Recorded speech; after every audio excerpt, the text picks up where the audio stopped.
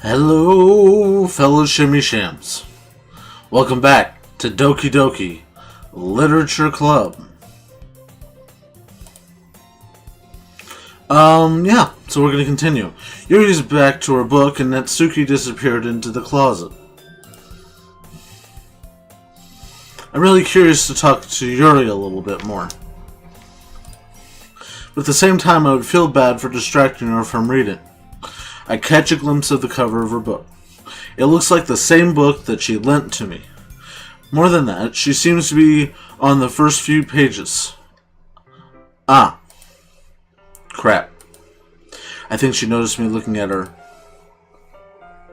She sneaks another glance at me and our eyes meet for a second. But that only makes her hide her face deeper into the book. Sorry. I was just spacing out. I muttered this, sensing I made her uncomfortable. Oh. It's fine. If I was focused, then I probably wouldn't have noticed it in the first place. But I'm just rereading a bit of this, so... That's the book that you gave me, right? Mm-hmm. I wanted to reread some of it. Not for any particular reason. Just curious, how come you've had two copies of the same book? Ah.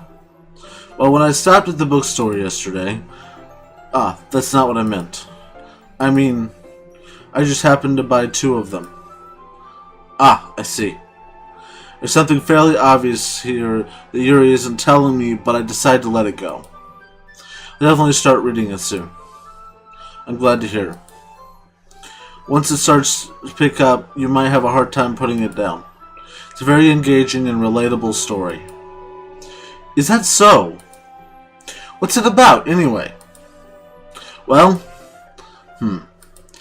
Yuri closes the book and scans her eyes over the back.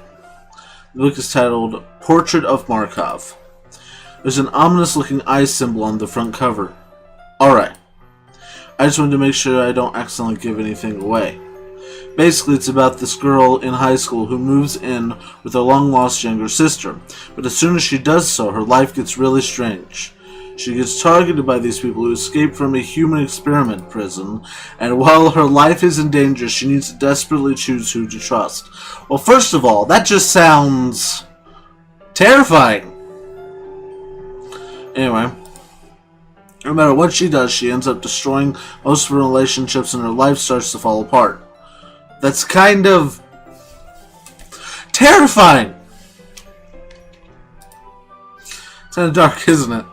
You made it sound like it was going to be a nice story, so that dark turn came from nowhere. Yuri gently giggles all of a sudden. Are you not a fan of that sort of thing, Shimmy Shammy? No, it's not that. I mean, I can definitely enjoy those kinds of stories, so don't worry. I hope so. Yeah, I totally forgot that Yuri is into those things. She's so sly and reclusive on the outside, but her mind seems to be completely different. It's just that those kinds of stories, they challenge you to look at your life from a strange new perspective. When horrible things happen, not just because someone wants to be evil, but because they have their own goals or their own philosophy that they believe in. And suddenly when you thought you related to the protagonist, they've made out to be the naive one for letting their one-sided morals interfere with the villain's plans. I'm rambling, aren't I? You know, but she does have a point, because some of the best stories you can relate with the villain because it's not that they're evil, it's just they have a different point of view. And honestly, that's just some of the coolest stuff. The person I'm liking so far in this is Yuri, because Yuri is really cool. Not again. I'm sorry. Hey, don't apologize. Yeah, for once he's actually saying something nice. I haven't lost interest or anything. Well, I guess it's alright then. But I feel like I should let you know that I have this problem. When I let things like books and writing fill my thoughts, I kind of forget to pay attention to other people, so I'm sorry if I end up saying something strange. And please stop me if I start talking too much. I really don't think you need to worry. That just means you're passionate about reading. The least I can do is listen. It's a literature club, after all. That's Well, that's true. In fact, I might as well get started reading it, right? You don't have to. What are you saying? Just a moment ago you said you were looking forward to it. Let me just get the book. I quickly retrieved the book and I had put into my bag. Alright, it's fine if I sit here, right? I slip into the seat next to Yuri's. Ah. Yeah. Are you sure? You seem a little apprehensive. I'm sorry. It's not that I don't want you to. It's just something I'm not very used to. That is, reading in company with someone. I see. Well, just tell me if I end up distracting you or anything. Alright. I open the book and start the prologue. I soon understand what Yuri means about reading in company. It's as if I feel her presence over my shoulder as I read. It's not a particularly bad thing, maybe a little distracting, but the feeling is somewhat comforting. Yuri is in the corner of my eye. I realize that she's not actually looking at her own book. I glance over. It looks like she's reading from my book instead. Sorry. I was just... Yuri, you really apologize a lot, don't you? I do? I don't really mean to. Sorry. I do this all the time. I apologize even when it's not time to apologize, and then when people point out that I'm apologizing too much, I apologize for that. It's a cycle. I hate it, but I'm sorry. I mean, here, this should work, right? I slide my desk up until it's up against Yuri's and hold my book more between the two of them. Ah, I suppose so. Yuri timidly closes her own copy. Once we each lean in a little bit, our shoulders are almost touching. It feels like my left arm is in the way, so instead I use my right hand to hold the book open. I guess that makes it kind of difficult to turn the page. Here. Yuri takes her left arm, holds the left side of the book between her thumb and forefinger. Ah. I do the same with my right arm on the right side of the book. That way I turn a page and Yuri slides it under her thumb, flips it to her side. We're holding it like this. We're huddled even closer than before. It's actually kind of distracting me. As it's if I feel the warmth of Yuri's face and she's in the corner of my vision. Are you ready? Eh? To turn the page. Ah, sorry. I think I got a bit distracted for a second. Glance over at Yuri's face again and our eyes meet. I don't know how I'll be able to keep up with her. Ah, that's okay. You're not used to reading, right? I don't mind being patient if it takes you a bit longer. It's probably the least I can do, since you've been so patient with me. Yeah, thanks. Continue to read it. Yuri no longer asks me if I'm ready to turn the page. Instead, I just assume she finishes the page before me, so I turn it by my own volition. We continue the first chapter in silence. Even so, turning each page almost feels like an intimate exchange.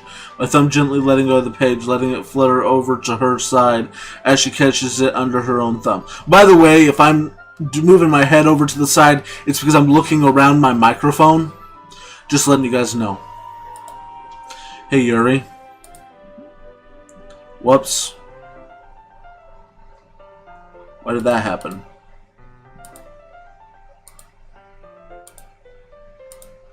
This might be a silly thought, but the main character does kind of reminds me of you a little bit. You think so? How does she? Well, I guess she's more blunt in a lot of ways, but just second guesses all the things she says and does. Like she's afraid she'll do something wrong. It's not like I can see into your head or anything, but they kind of reminiscent of some of your mannerisms. I see. You remain silent for a moment, but shimmy. That's probably a terrible thing to have in common with her. It's so embarrassing that you think that. Wait, I didn't mean it in a bad way or anything. Sorry, I didn't know it was you're self-conscious about that sort of thing. I guess I meant more as kind of cute. Ah. What are you saying? What are you saying all of a sudden? Okay, everyone! I think it's about time we share today's poems with each other. Might not have enough time if we wait too long. Ah. Yuri yells, spared from finishing her thought. Is that alright, Yuri? You look kinda down. Sorry if you haven't been looking forward to this. Ah, it's not. It's fine. Yuri releases her hand from the book, causing it to close on top of my thumb. Alright, I think that's where I'm going to call this video. So thank you guys so much for watching. Actually, hold on. I'm going to continue. I'm going to go until the next day. Alright. I guess I'll do some more reading tonight. Or would you prefer I only read it with you? I guess I don't have too much of a preference either way. In that case, I'll read a little more tonight. It'll be more fun to read with you after it picks up a bit, you know. That's good reasoning. In that case, feel free to finish the first 2 chapters in your own time. Alright. I stand up, make a mental note of where I left off in the book, and then slip it back into my bag. Should I fold my poem to first? It's gonna be Sayori. Oh. I like this one, Shimmy Shammy. It has some nice feelings in it. Ah, I'm glad. Still though, your tone makes it sound like you liked yesterday's poem better. I guess you caught me. Sometimes you know me a little too well for my own good. Well, don't try to be nice about it. If I'm doing a bad job, then I'd rather just hear it. No. I still like this one, I promise. You know, I wouldn't lie to you, Shimmy Shammy. Never ever. Yeah, I guess so. What made yesterday's poem so great compared to this one, though? I'm not very good at figuring out if poems are good or bad, but that's why I just go by my heart. If it makes me feel things, then it must be a good poem. Not sure that's exactly how it works.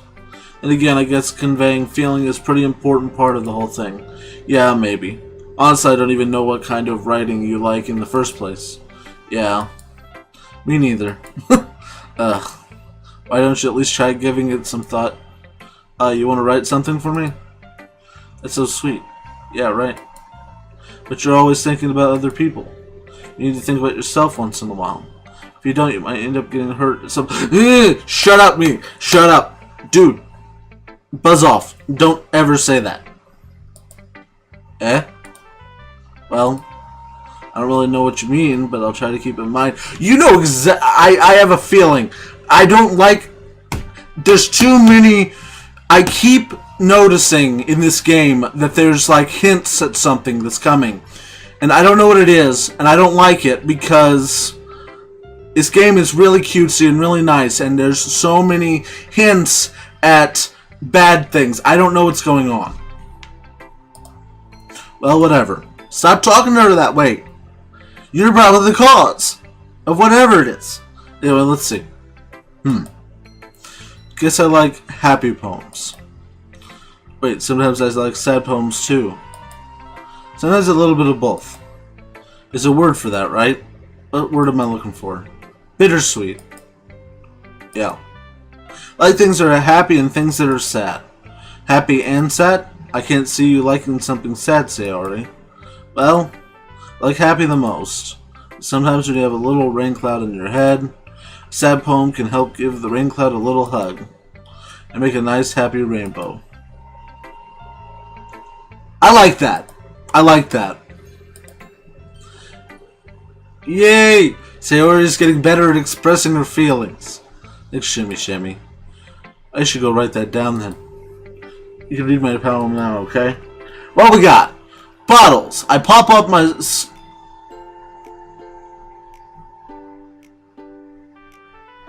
I don't like that language. I pop up my scalp like the lid of a cookie jar. It's a secret place where I keep all of my dreams. Like balls of sunshine. All rubbing together like a bundle of kittens. I reach inside with my thumb and forefinger and pluck one out. It's warm and tingly, but there's no time to waste. I put it in the bottle to keep it safe, and I put the bottle on the shelf with all the other bottles. Happy thoughts, happy thoughts, happy thoughts, in bottles all in a row. My collection makes me lots of friends. Each bottle a starlight to make amends. Sometimes my friends feel If my friend feels a certain way, down comes a bottle to save the day. Night after night, more dreams. Friends after friends, more bottles. Deeper and deeper my fingers go, like exploring a dark cave, discovering the secrets hiding in the nooks and crannies. Digging and digging, scraping and scraping. I blow dust off my bottle caps. It doesn't feel like time elapsed. My empty shelf could use some more. My friends look through my locked front door. Finally, all done, I open up, and in come my friends. In they come, in such a hurry. Do they want my bottles that much? I frantically pull them from the shelf, one after the other, holding them out to each and every friend, each and every bottle. But every time I let one go, it shatters against the tile behind my feet. Happy thoughts, happy thoughts, happy thoughts, and shards all over the floor. They were supposed to be for my friends who weren't smiling. They're all shouting, pleading, something. But all I hear is echo, echo, echo, echo, echo inside my head. You okay? My friend. Holy crap. Sayori, did you really write this? Of course I did. Didn't I tell you I was going to write the best poem ever? Yeah, but I mean, I didn't expect something like this coming from you. Monica taught me a whole lot. Okay, first of all, I don't like Monica. But second of all, that poem was dark. That poem was really dark. She's not happy. Clearly, the language says it. You read into what she said, and I can tell you that she is so unhappy. I don't know what's going on, but I don't like it. Something is brewing. And if I were really in this situation, I'd be able to intervene, but I can't because my character's a freaking idiot for not noticing the glaring signs. I see that. It's almost kind of creepy. Okay, maybe he's not that stupid. Creepy. Well, not exactly. Maybe because I'm so used to being cheerful. Well, never mind. I'm thinking too hard about it. The point is, it came out good, so you should be proud of it. Okay, first of all, if you're gonna share your feelings, share your feelings. Or, don't share your feelings. Either way, one or the other, mixing them only hurts people's feelings. I feel like I was meant to express myself this way. Even helps me understand my own feelings a little bit better. Writing is like magic, and it really is, people. If you write, you'll notice that you just let it flow. If you ever write, just let it flow. Just how you're thinking in your mind on whatever you're writing about. Don't let anything stop you. Just write, and you'll love it. You've gotten pretty passionate about this, huh? I hope you keep it up. Yeah. Writing's the best. I'm gonna keep writing until I die. Why? I don't like the language in this game. I feel like something's going to happen. I don't know what it is, but I don't like it. But anyway, I'm going to leave it there. I like this game so far. It makes me think. It makes me theorize what's going to happen. I don't know what's going to happen. I'm curious what's going to happen. So anyway, thank you guys so much for watching. Goodbye, all. Goodbye, everyone.